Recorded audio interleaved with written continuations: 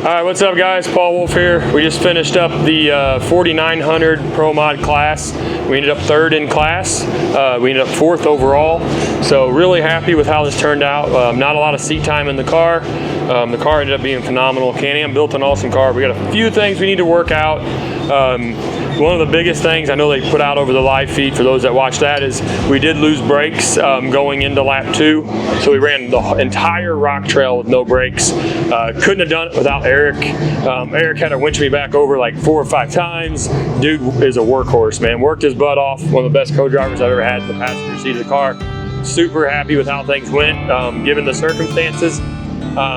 We were definitely a front runner. We were actually ahead of the Millers and Parker, and the only person we had to run down was Brock, and then we lost brakes and just couldn't get the job done, but we were able to still bring it home. I think it's a pretty big testament to this Can-Am and what it went through. Not only that, the Raceline wheels, the CAA arm, everything, the Nitto tires, because I hit a lot of obstacles that I normally, you'd brake and maneuver around downhill. We just didn't have brakes, so we just dead centered them and hit a lot of things. Didn't feel great all the time, but the car held up and took it, so I was really happy with it. It's funny how humble this guy is, because he's a rock star. Like, I don't think people really understand how difficult it is to rock crawl without brakes, especially in a car that you can't, the engine braking you have to accelerate to use. So it was an interesting lap 2. A lot of those recoveries that we had to make were literally due to the fact that the car wasn't 100%, and that was no fault of the car. It just was poor luck with that brake line. But I was loving life in the right seat because I had a great driver that really were kind of connected. I mean, I was telling him exactly what he was thinking as he was picking lines through the rocks, and we knew we were in contention. If you wanted to pick one factor that would have changed the game, it would have been that brake line. We would have been right there in the hunt. I was really proud that Paul asked me to jump in here.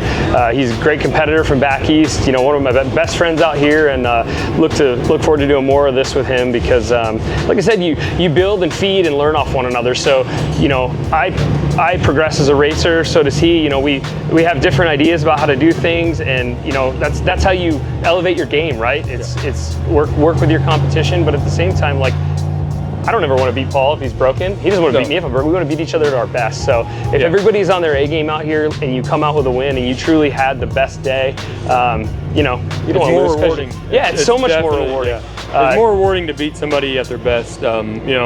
If you beat them when they're broke, it's not as much fun. But like this stuff is also learning. Learning a new car. We'll get it worked out, and we'll be back. We definitely have some good ideas that do to the car. Not only my input, Erik's input into it also.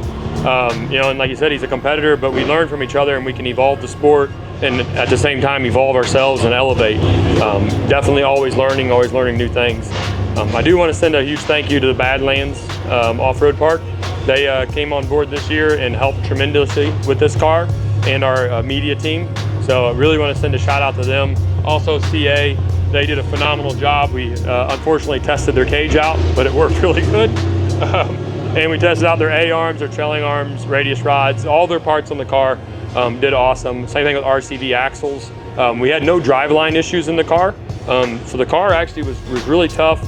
Tires were really great. We actually crawled a lot of lines. We didn't even think, we thought we had to winch a lot more, and the car actually climbed up the pinch point at Jack.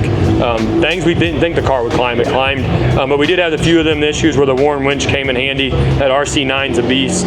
Between it and Erik, I think we could get ourselves about anything. It was pretty amazing, the resilience of the car. Like he said, the RCVs held it when the Nittos were digging, and I was like, I would wait, let him shoot a couple times, and I was surprised that it went through. I was really proud of Paul. But the fact that these machines have, advanced to where they have in 10 years, it's a testament to the whole industry. I mean, especially Can-Am. It was really my first experience with the Maverick R, especially in the desert. I mean, how humble do you have to say? They're probably faster than 90% of the 4400 cars in the desert. Yeah. And I mean, they're no slouch in the rocks. We were crawling stuff that the big guys do all day. So, amazing machine. I think in the next year or two, these are going to be a huge contender. For sure. Absolutely. You can't take them lightly. Yeah. Thanks again, Paul, for the opportunity. Thank you, sir. Congrats Appreciate again. It's awesome. How was it? It was good. It's awesome to see a Hammers rock trail like that where there's no bypasses. You gotta get down in the rocks and get after it hard. That was really cool. I hope they keep doing them like that, man. It's fun. definitely got to do a little more homework and bring this Mavar. It's a monster. It's definitely faster than I expected in the desert.